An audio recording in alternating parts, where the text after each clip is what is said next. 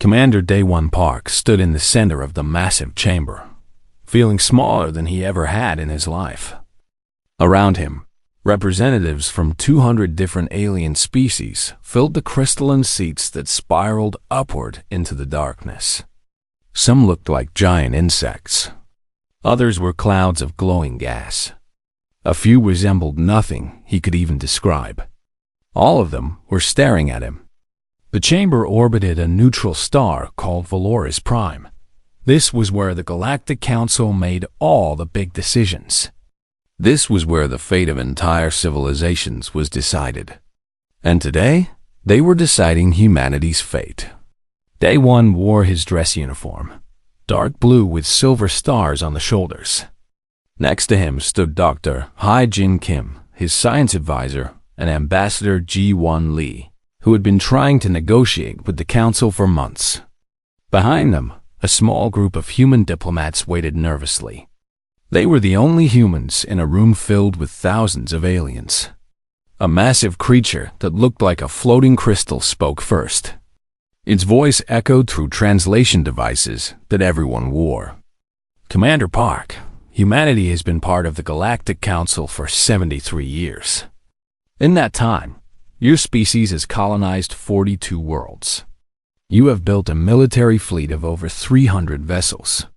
You have refused to share your faster-than-light technology with the Council. And most importantly, you have rejected our offer to join the harmonization program. Day One took a breath. We have broken no laws. The colonization treaty allows any species to claim uninhabited worlds. Our military is for defense only. Our technology is our own to share or not. And as for harmonization, we simply ask to see the full details of the program before agreeing to genetic modifications of our entire species. A reptilian creature with 4 arms slammed something that might have been a hand on its desk. You question the Council's wisdom. Your species grows too fast, too aggressive. You are dangerous. Dr. Hai-Jin Kim stepped forward, holding a data tablet. If I may address the Council, our research shows that 14 other species colonized more worlds than us in their first century of space travel. 8 species built larger military fleets. We are not unusual in our expansion. The floating crystal spoke again. The issue is not just expansion. It is attitude. You refuse to integrate. You refuse to trust. You keep secrets.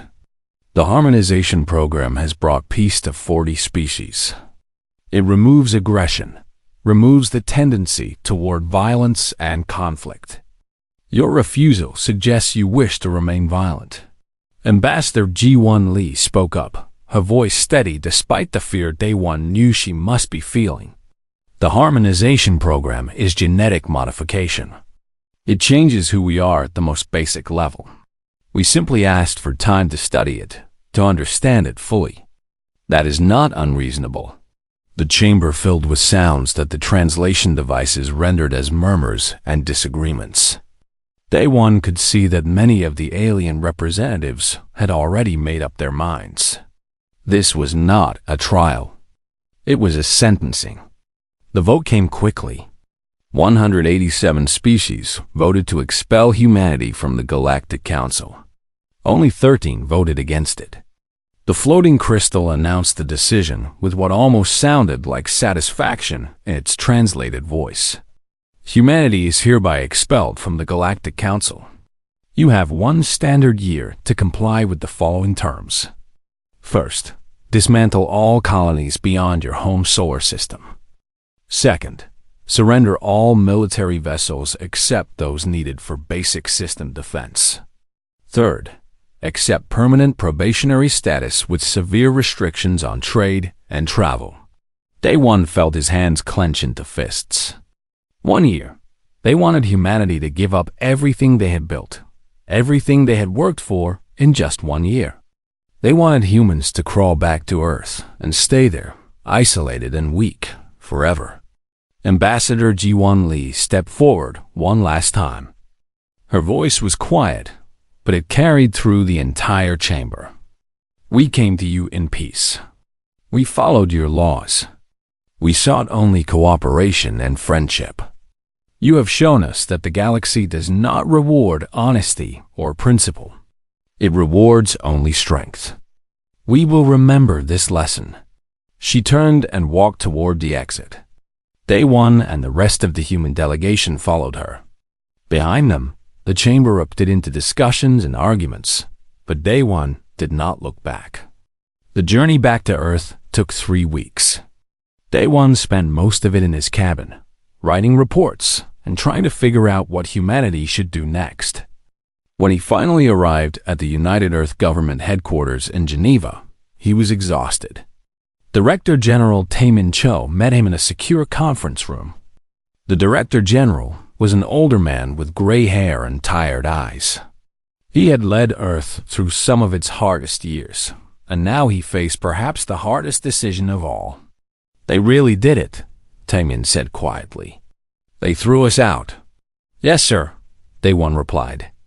"And they expect us to dismantle everything in 1 year." Around the table sat the other leaders of Earth: military commanders, scientists, economists, and politicians. All of them looked grim. Chief Engineer Sung-ho Yoon spoke up. He was a younger man, brilliant and creative. "We have options. We do not have to simply obey." Everyone turned to look at him. He pulled up a holographic map of the galaxy. "Here is Council Space, where all the major civilizations live. And here, beyond the galactic rim, is a region called the Void Reaches. The Council surveyed it decades ago and declared it uninhabitable. Too much radiation, unstable stars, strange gravitational anomalies. They wrote it off as worthless. "And?" asked Admiral Young Soo Nam, the head of Earth's defense forces. "And what if they were wrong? Or what if we could adapt? We have better shielding technology than the Council thinks. Our ships can handle harsh environments. What if we move there? All of us. Every colony, every ship, every human." The room went silent. It was an insane idea. The Void Reaches were unmapped, dangerous, and far from any support. But it was also beyond the Council's reach, beyond their rules, beyond their control. Director General Taemin looked around the table. "If we do this, there is no going back. We would be alone. Truly alone. No trade, no allies, no help if things go wrong." Colony Director Mi-sun Choi, who had helped build the outer settlements, spoke up. "But we would be free. We would be ourselves. We would not have to change who we are to please them." The debate lasted for hours. Some argued they should negotiate, find a compromise. Others wanted to fight, to refuse and dare the Council to enforce their decision. But slowly, a consensus formed around Sung-ho's crazy idea. They would leave. All of humanity would pack up and disappear into the Void Reaches. They would let the Council think they had won. And in secret, in the dark and dangerous places beyond the galactic rim, humanity would build something new, something stronger. Director General Taemin Cho called for a final vote. It was unanimous. Day One looked at the holographic map, at the dark region beyond known space. "We have 1 year to evacuate 42 colonies and billions of people. Can it be done?" Sung-ho smiled grimly. "It has to be. We start tomorrow." And so humanity began the greatest exodus in their history. Ships launched every day, packed with people and supplies and everything they would need to survive in the unknown. The Council sent observers to make sure humans were complying. And humans made sure those observers saw exactly what they wanted them to see: abandoned colonies, dismantled bases, a broken species retreating in shame. But in the shadows, in the uncharted dark beyond the galaxy's edge, humanity was not retreating. They were preparing. They were building. They were becoming something the Council would one day regret creating. The Void Reaches waited, dark and dangerous and full of possibility.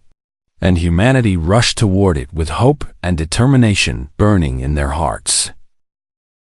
10 years had passed since humanity disappeared from the galaxy.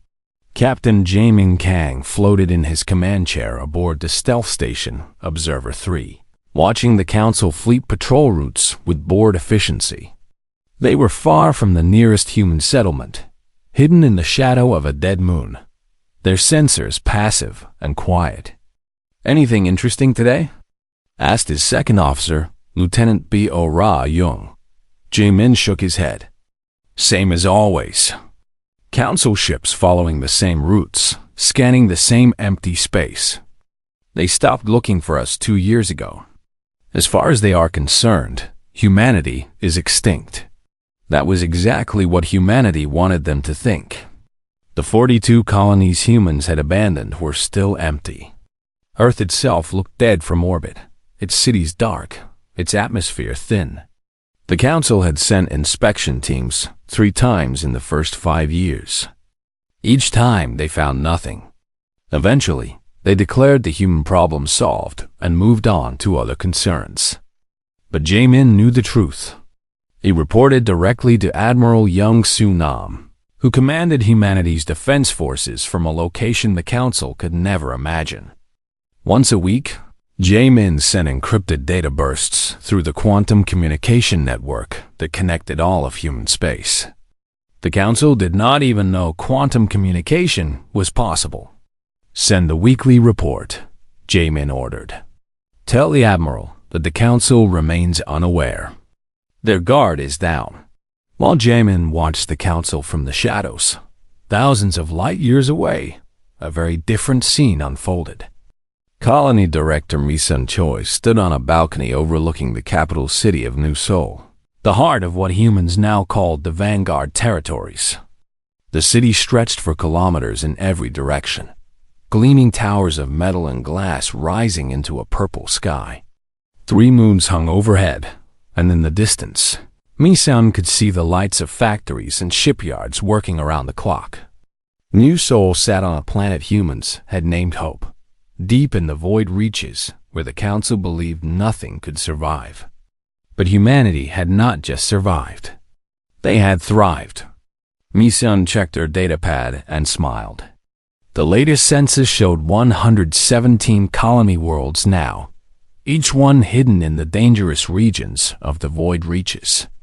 The total human population had actually grown since the exile, from 12 billion to nearly 16 billion. Children were being born faster than ever, a whole generation that had never seen the Council, never known anything but life in the void. "The production reports are ready," said her assistant, a young woman named Yeon Hee Shin, who had been born right here on Hope. "We are ahead of schedule on everything. Ship construction, resource processing, even food production is up 15%. Mi-sun nodded. "Send my compliments to all the directors. We should celebrate. 10 years since the Exodus, and look at what we have built." In a massive shipyard orbiting Hope, Master Shipwright Hyan Woo-song walked along the hull of the newest dreadnought. The ship was enormous, twice the size of anything humanity had built before the exile. Its weapons could punch through Council shields like paper. Its engines could cross vast distances in days that would take Council ships weeks. Hyan Woo ran his hand along the smooth metal. "Beautiful," he whispered. A voice came from behind him. "It is ready for trials?" Hyan Woo turned to see Admiral Young Soo Nam floating in a work suit, inspecting the ship personally. The Admiral was older now, his hair completely gray, but his eyes were still sharp and focused. "Yes, Admiral. This is the 12th of the Dreadnought class. We have 43 battlecruisers, 118 frigates, and over 300 smaller vessels. Our fleet is 10 times larger than it was when we left Council space." The Admiral nodded slowly. "Good. The ships alone are not enough.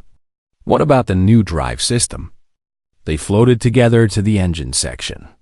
Lead scientist Baora Young was already there, waiting with a proud smile on her face. She had led the team that developed humanity's greatest achievement, quantum tunnel drives.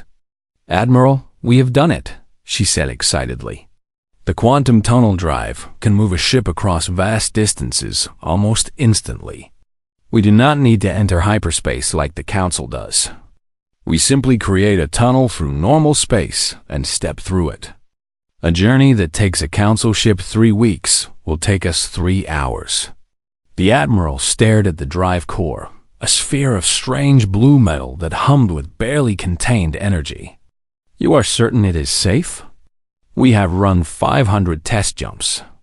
No failures. Admiral, with this technology, we can move our entire fleet across the galaxy before the Council even knows we are there." Young Su allowed himself a small smile.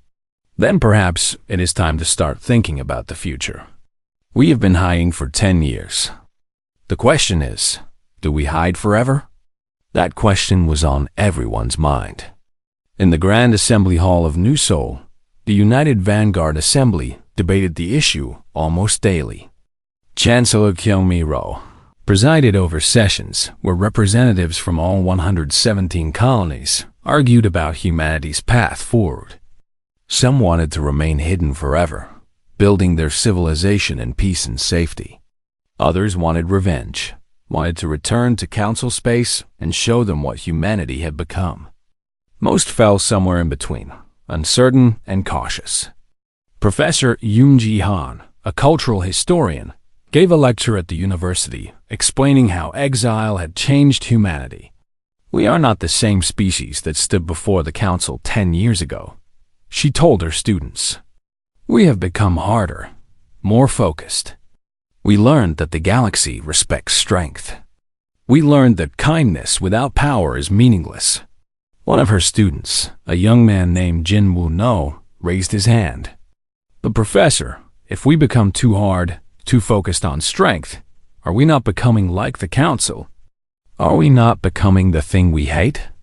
It was a good question, and Professor Yoonji did not have an easy answer. That is the challenge we face. How to be strong enough to defend ourselves while remaining the humans we wish to be. Lieutenant Soo-jin Park sat in the pilot seat of her fighter, running through training exercises above Hope. She was the daughter of Commander Daewon Park, the man who had stood before the Council and watched them exile his species. But Soo-jin had never seen Earth. She had been only 8 years old during the Exodus. Her memories were of ships and stations, of the long journey into the dark, of her mother crying quietly when she thought no one was listening. Soo-jin had grown up in the void reaches. This was her home. The Council was not some distant political problem to her. They were the enemy who had exiled her people, who had wanted to change them, to make them something they were not. A generation of humans raised on the frontier, hard and determined, wanted justice. "Blue Squadron, form up," came the voice of her flight leader. "We are practicing the new attack pattern. Remember, speed and precision. Hit hard, get out fast." Soo-jin's fighter accelerated, joining with 11 others in a perfect formation. They dove and twisted through simulated combat, their movements synchronized and deadly. Every human child in the Vanguard territories learned to fight. It was part of their education, as normal as mathematics or literature. They would never be helpless again. Back in the assembly hall, the debate was interrupted by urgent news. A scout ship had detected something at the edge of Vanguard space. A fleet of alien ships, damaged and fleeing, broadcasting a desperate plea for help. Chancellor Kyung-mi-ro called for silence. "What species?"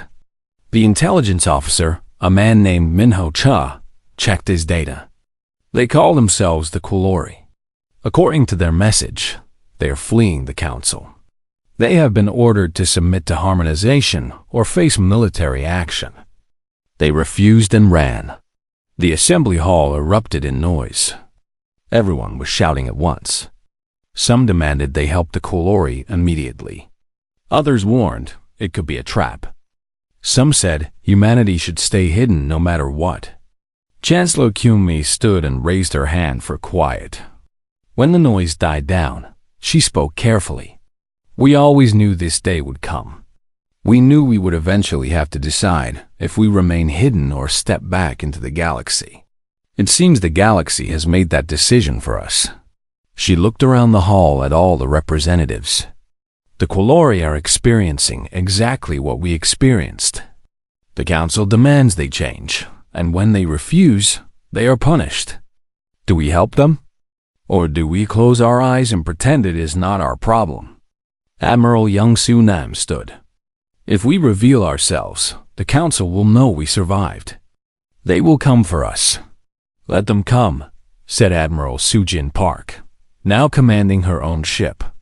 We are not the weak species they exiled. We are ready. The vote was close, but it passed.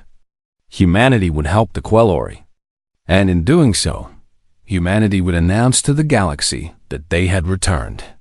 Captain Jamin Kang, still watching from his hidden station, received new orders. He smiled as he read them.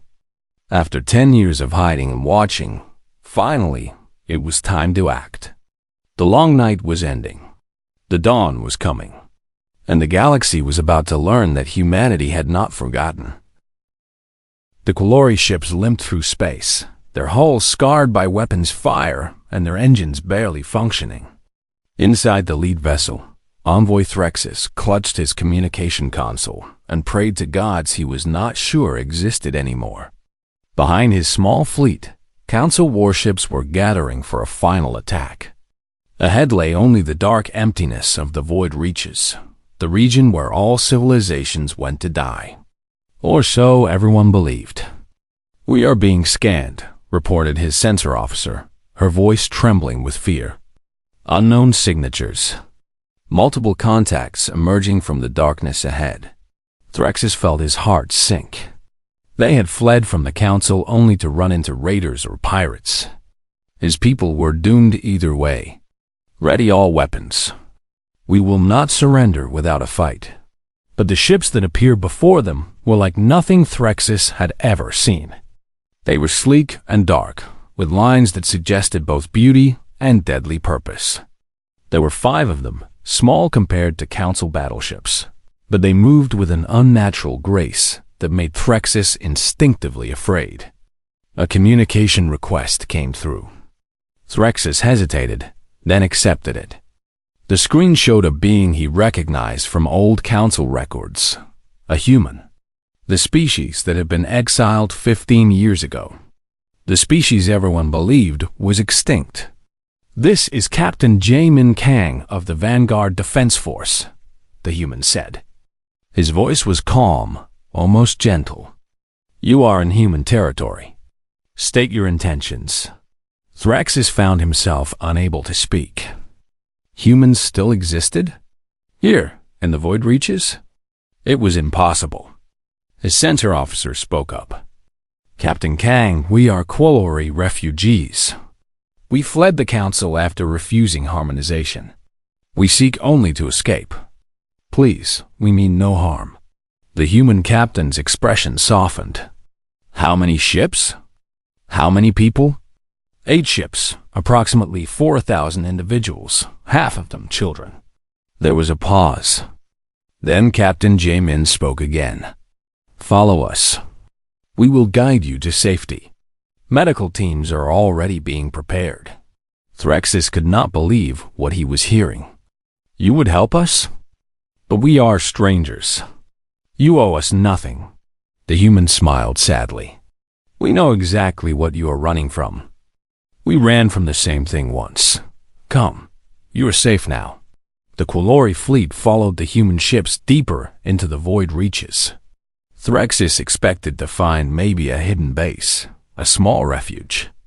What he found instead made him question if he was dreaming. A massive space station orbited a beautiful blue and green planet. Shipyards stretched for kilometers, building vessels that dwarfed anything the Council possessed. Smaller stations dotted the area, each one bustling with activity. And everywhere, there were ships. Hundreds of them. Medical Officer Yan He-shin met the Quilori as they docked. She was young and friendly, immediately putting the frightened refugees at ease. "Welcome to Hope Station.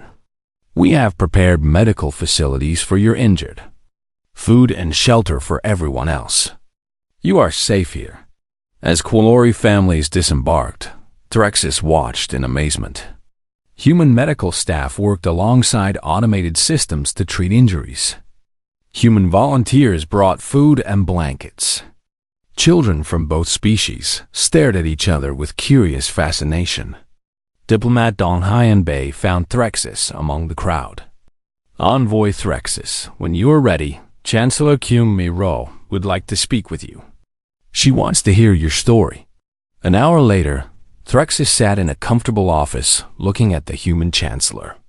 She was an older woman with kind eyes and a strong presence. Around the room were holographic displays showing the extent of human civilization in the void reaches. Threxis could hardly believe the scale of it.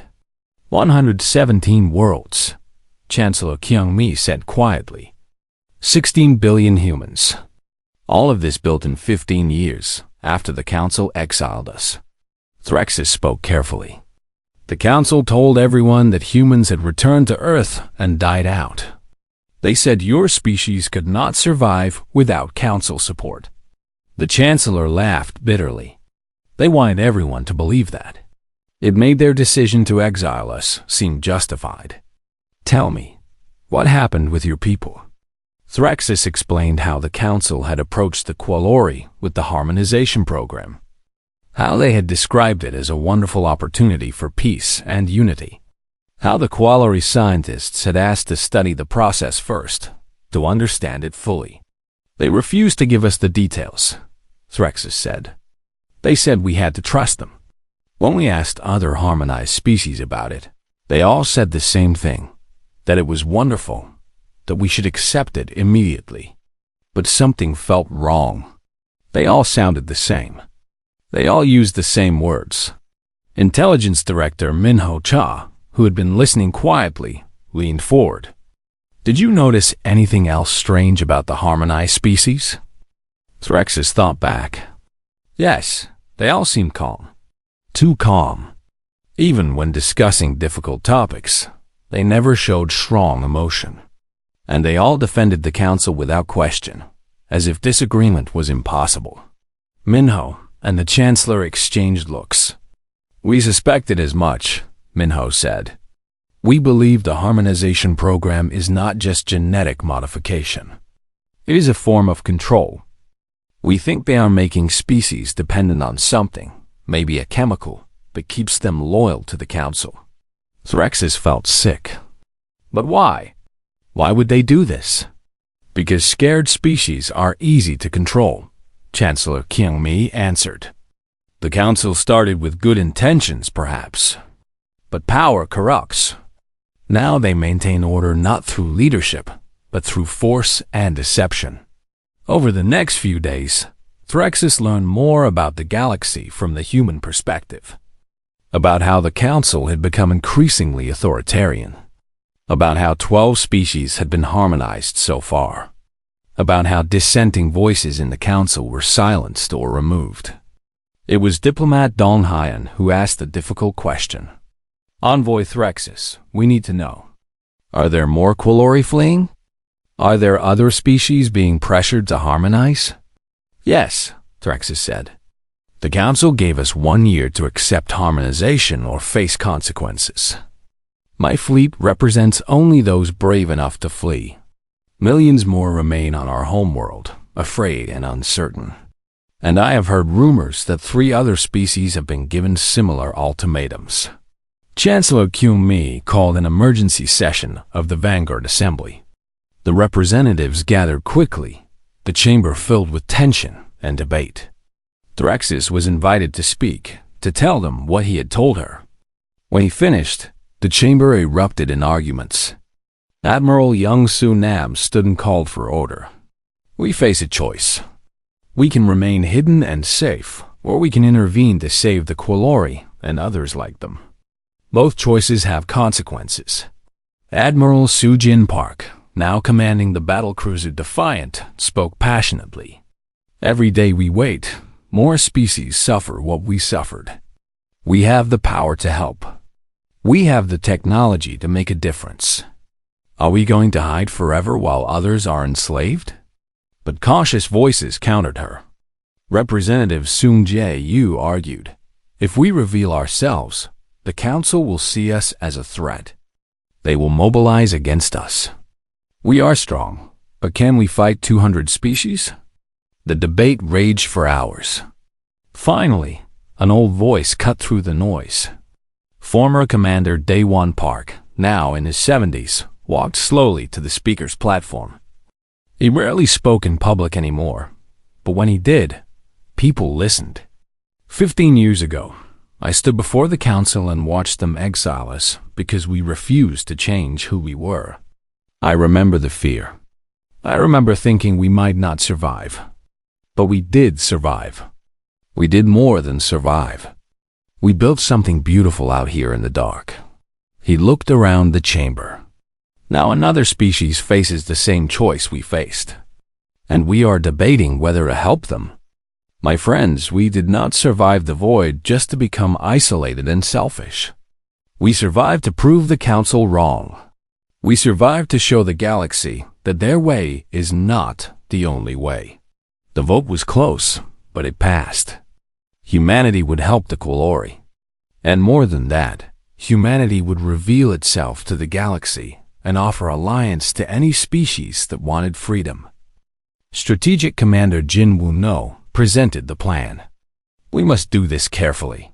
First, we evacuate and protect the remaining Quilori. Second, we announce our existence and our strength. Third, we offer alliance to species who want it. Fourth, we prepare to defend ourselves if the council attacks. But intelligence reports brought urgent news. The council had not given up hunting the Quilori. A Torvan fleet of 50 warships was at the border of Vanguard space, setting up a blockade. They were demanding the Quilori surrender or they would invade the void reaches to take them. Captain Won-shik Lee, commanding the stealth frigate Silent Dawn, received his orders. Lead a small task force. Rescue any remaining Quilori ships. And if the Torvan fleet interferes, show them exactly what human technology could do. Won-shik assembled his team. 5 ships, each equipped with the new quantum tunnel drives and weapons that could pierce council shields. They appeared at the blockade point without warning, their sudden arrival catching the Torvan fleet completely off guard. This is Captain Won-shik Lee of the Vanguard Defense Force. He broadcast on all frequencies.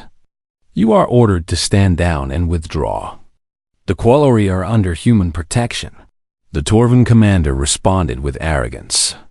Humans? Impossible. Your species is extinct. This is some trick. No trick, Won-shik replied. Last warning. Withdraw or face the consequences. The Torvan fired first. 50 warships against 5 human frigates. It showed the council chamber erupted in chaos. Representatives from 200 species shouted at each other, their voices creating a storm of sound that even the translation devices struggled to process.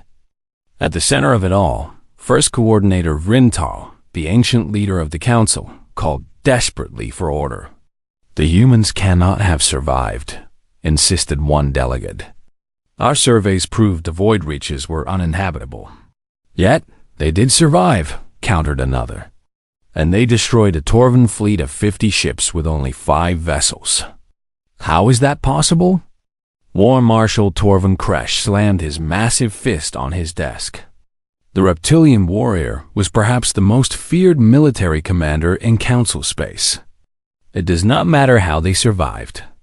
They are a threat that must be eliminated. I propose we launch every available fleet immediately. Burn the void, reaches to ash before they grow stronger. First Coordinator Rintal raised one of his crystalline appendages. We must consider this carefully. If humans have technology superior to ours, a direct attack could be costly. A small voice spoke up from the back. Delegate Marion Seth of the Litherian Union, a peaceful species known for their philosophy and art, stood trembling but determined. Perhaps we should ask ourselves why the humans returned. They came to save another species from forced harmonization. Maybe we should reconsider our policies. The chamber went silent. Then Torvin Kresh turned to stare at her. Are you questioning the Council's wisdom, Delegate? Marion Seth tried to stand firm. I am simply saying that if species would rather flee to the void reaches than accept harmonization, perhaps there is something wrong with the program. Within an hour, security forces had escorted Marion Seth from the chamber. She was placed under protective custody for her own safety, they said. Everyone understood what that really meant. She was being silenced. The Council voted. By a large majority, it declared humanity an enemy of galactic civilization. Any species offering humans aid would face severe consequences. And they began assembling the Grand Armada, 800 warships from 50 different species, the largest military force in recorded history.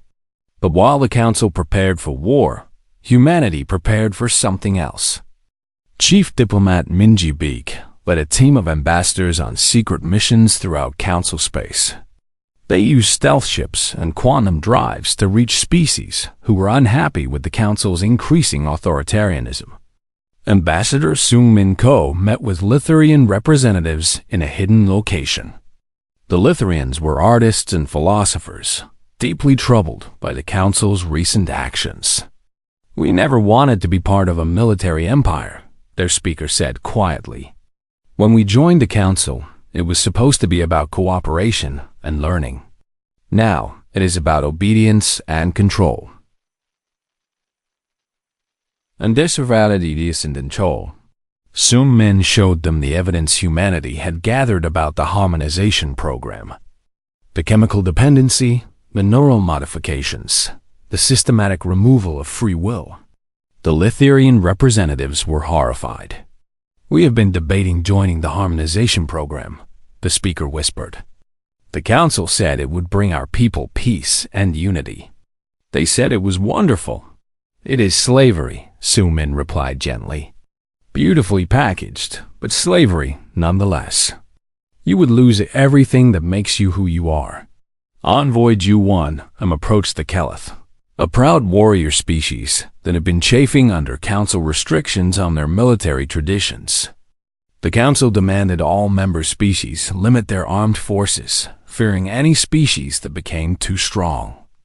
The Keleth, who valued honor and martial skill, found this humiliating. Your people value strength, Ju-1 told their war leader. The Council fears strength. They want everyone weak and dependent. Humanity offers you something different, an alliance where you can remain who you are. Negotiator the Jin Song met with representatives from the Oryx Collective. Brilliant engineers who were forced to share every invention with the Council. The Oryx received nothing in return, watching as other species profited from their genius. Join us, the Jin offered. In the Free Alliance, you would own your own innovations. You would trade fairly, as equals. Not everyone in human space supported these efforts. Councillor Sung Jae-yu led a growing peace faction in the Vanguard Assembly. We proved our point, he argued. We showed the Council we survived. Now we should use our leverage to negotiate a return to Council space with better terms. This path leads only to war. Citizen Hyo Jin Lim organized protests on several colonies. She was a mother of 3, and her eldest son had just joined the military.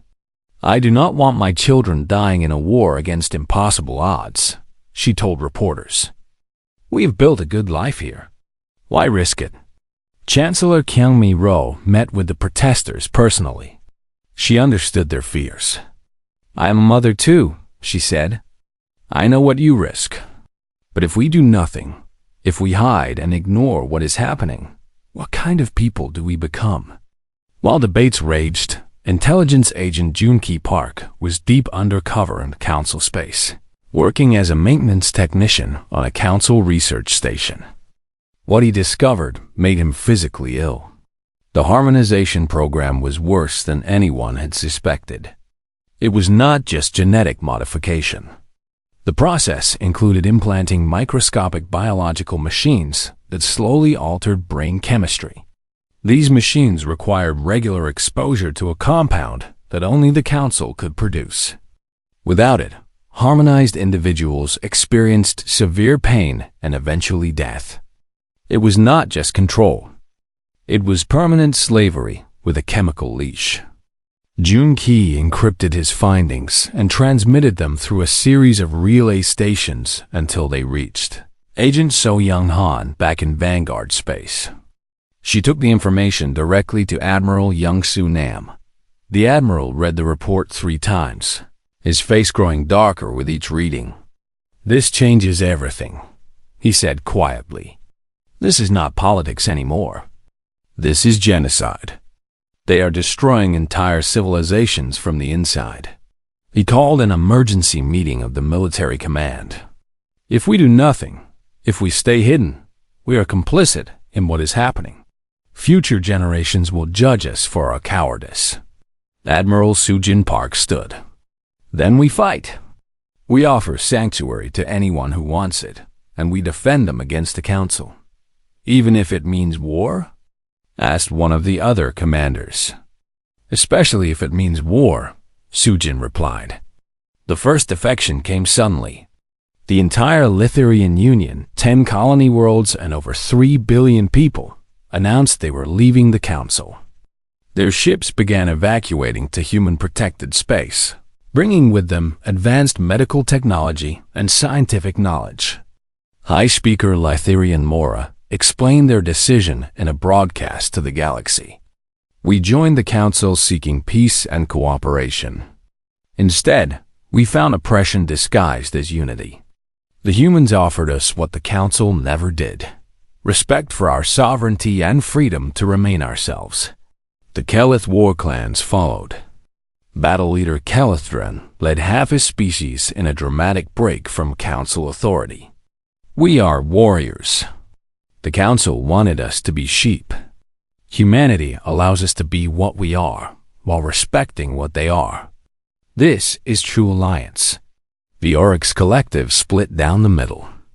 The younger generation, led by chief designer Oryx Ven, joined humanity.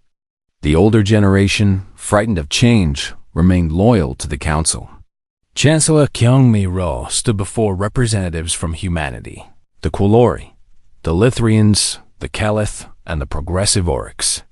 "We are not forming a new council," she said firmly. "We are creating something better. A free alliance where every species is sovereign and equal. Where cooperation is voluntary, not forced. Where diversity is celebrated, not eliminated." The Free Alliance Charter was simple. Each species maintained complete control over their own affairs. Military cooperation was voluntary. Technology sharing was negotiated fairly. And most importantly, no species would ever force another to change who they were. Admiral Young-Soo Nam became Supreme Commander of the Allied Defense Forces. His second command was Battle Leader Calistren, symbolizing the multi-species nature of their military. Together, they began preparing for the war everyone knew was coming. But while the Grand Armada slowly assembled in council space, a public spectacle designed to intimidate, Strategic Officer Jae-hoon Seo noticed something disturbing in the intelligence reports. "The Grand Armada is too slow," he told his commanders. 800 ships take months to coordinate. The council is not stupid. This is a distraction. Agent Junki, still undercover, confirmed his suspicions. A smaller force was being assembled in secret. Elite ships from the Torvan military, 120 vessels, all equipped with the best weapons and shields the council possessed. They were being led by Void Hunter Torvan Rex, the most decorated and feared commander in council history. The plan was simple and brutal. While everyone watched the Grand Armada's slow approach, Torvin Rex would use hidden jump points to bypass human defenses. He would strike directly at New Sol, the heart of human civilization, kill the leadership, destroy the shipyards, break humanity's spirit in one devastating attack. Ji-hoon brought the intelligence to Admiral Soo-jin Park, who commanded the home defense fleet. "We have 48 hours, he told her. "Maybe less. Torvin Rex is already moving." Soo-jin looked at the tactical displays. The home FL. The Torvin strike force emerged from hyperspace at the edge of the New Sol system like a swarm of angry hornets. 120 warships, each one a masterpiece of military engineering, their weapons charged and shields at maximum. On the bridge of the flagship Dominion, Void Hunter Torvin Rex studied the tactical displays with satisfaction. The humans have only 50 vessels defending their capital, his intelligence officer reported. "We outnumber them more than 2 to 1, Torvin Rex nodded slowly. He had spent weeks studying everything known about human tactics from the brief battle where they destroyed his cousin's fleet. The humans relied on speed and superior technology, but even the best technology could be overwhelmed by numbers and experience. And Torvin Rex had fought and won 300 battles across a career spanning 60 years.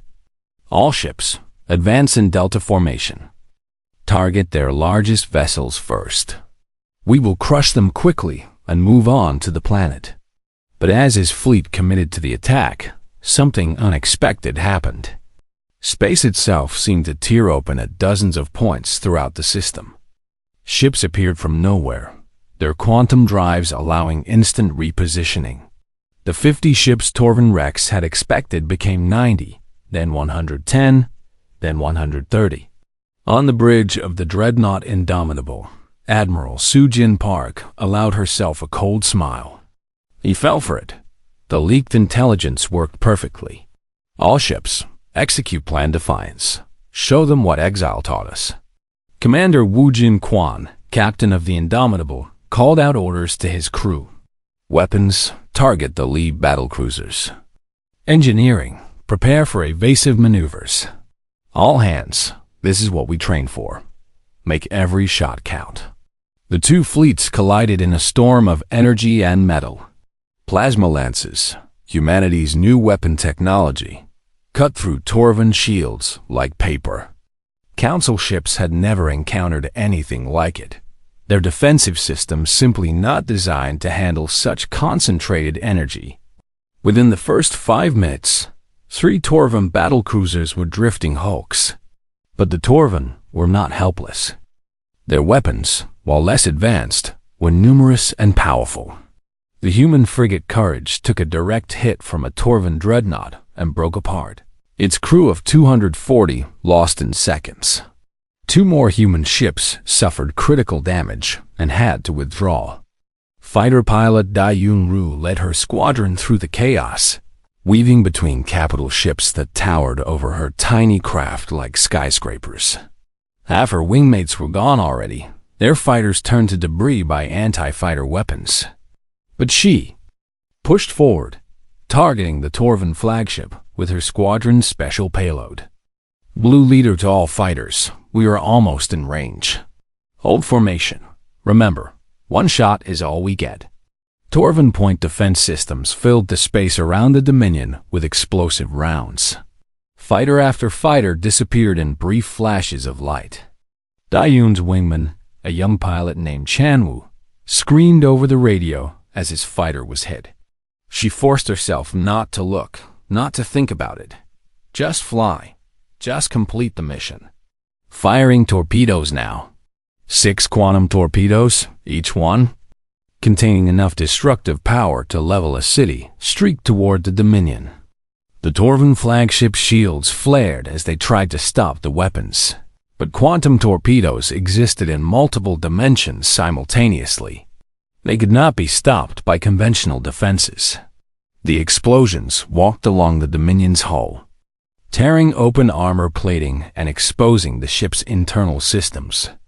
Torvin Rex held on to his command chair as his ship shuddered. Damage report. Shields down to 30%. Hull breaches on decks 7 through 12. Weapon systems offline. For the first time in his long career, Torvin Rex felt something he had rarely experienced: uncertainty. His tactical displays showed the battle turning against him. Human ships moved faster than his vessels could track. Their weapons penetrated shields his engineers had sworn were impenetrable. And worst of all, reinforcements were arriving. Galactic war cruisers, piloted by warriors who lived for battle, crashed into the Torvin flanks. Litherian support vessels used advanced jamming technology to blind Torvin sensors. Oryx heavy carriers launched waves of automated attack drones that swarmed Council ships. Engineering Chief Taeyang Cho worked frantically in the Indomitable's engine room as damage mounted. Reroute power from secondary systems. I need those shields back up. I do not care if we lose gravity on the lower decks. Just keep the shields running. Sparks showered from damaged conduits. The ship groaned and shook as Torvin weapons found their mark. 2 of Taeyang's engineering crew were killed when a plasma conduit exploded. He did not have time to mourn. He grabbed tools and started making repairs himself. On the planet's surface, Medical Officer Yan He-shin coordinated emergency response as damaged ships limped back to stations.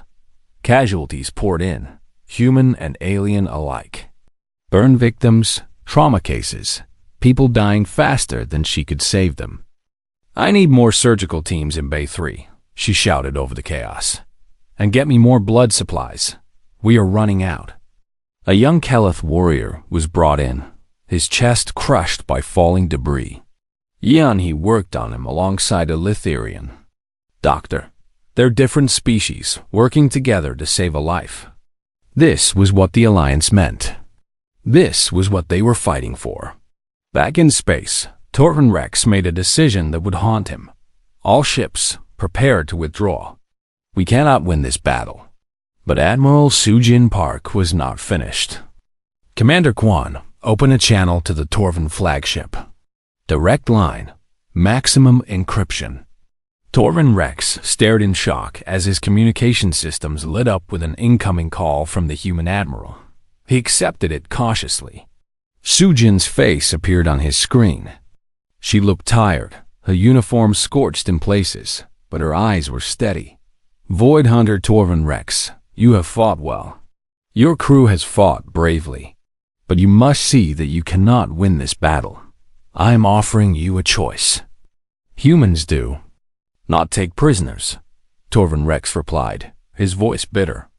We are not the monsters the Council told you we are. Surrender now, and your ships will be treated with honor. Your wounded will receive medical care. Or you can withdraw and fight another day. Either way, this battle is over. Torvin Rex looked around his damaged bridge. Of his 120 ships, only 78 remained combat capable. He had lost more vessels in 1 hour than in his entire previous career. And the human admiral was offering him mercy. Why? He asked. Why show mercy to someone sent to destroy you? Sujin's expression softened. Because we remember what it is like to be told you are the enemy when all you want is to exist. Because we know the difference between soldiers following orders and the leaders who give those orders. And because we want to show you the truth. Something in her words made Torvin Rex pause. What truth? Come aboard my ship. Let us show you what the Council has been hiding. What we discovered about the harmonization program. Then decide for yourself if you are fighting for the right side. It was insane. It was probably a trap. But Torvin Rex had not survived 60 years of combat by being stupid. This human admiral had him beaten. If she wanted him dead, she did not need tricks. Against every instinct, he agreed. An hour later, Torvin Rex stood in a laboratory aboard the Indomitable. Dr. Hai-Jin Kim, the elderly scientist who had once stood before the Council with Commander Daewon Park so many years ago, showed him the evidence. Biological machines that altered brain chemistry. chemical compounds that created dependency, neural modifications that made independent thought increasingly difficult. She showed him intercepted communications between council leaders discussing the program with cold calculation. "This is what harmonization really is," Dr. Hyjin said quietly. "Not peace, not unity, slavery, complete and permanent enslavement, disguised as evolution." Intelligence Director Minho Cha provided additional evidence. "We have documented 12 species that have been harmonized. All of them now exist in a state of chemical dependency on the Council. They cannot disobey even if they want to. Their free will has been removed." Torvin Rex felt his world collapsing. He had fought for the Council his entire life. He had believed he was serving order, peace, and civilization. And now these humans, these exiled refugees, were telling him he had been serving something evil. Councilor Ji Young-an, a human diplomat, spoke gently. "You are not evil, Void Hunter. You were deceived. We were all deceived in different ways. The question now is what you do with this knowledge." Torvin Rex spent 3 days aboard human ships, seeing their civilization, speaking with alliance members, reviewing evidence. Finally, he requested a meeting with Chancellor Kyung-mi-ro. "I need to contact the Council," he said. "I need to tell them what I have learned." The Chancellor nodded. "You are free to do so, but you know what will happen. They will declare you a traitor. They will say the humans brainwashed you. They will erase your name from their records." "I know," Torvin Rex replied. "But I cannot serve them anymore. Not now that I know the truth." When news of Torvin Rex's defection reached the Council, it sent shockwaves through their society. The greatest military hero in Council history had sided with the humans. The propaganda value was enormous, but more than that, it was proof that even the most loyal Council servants could see the truth. The Grand Armada, still assembling, began to fragment.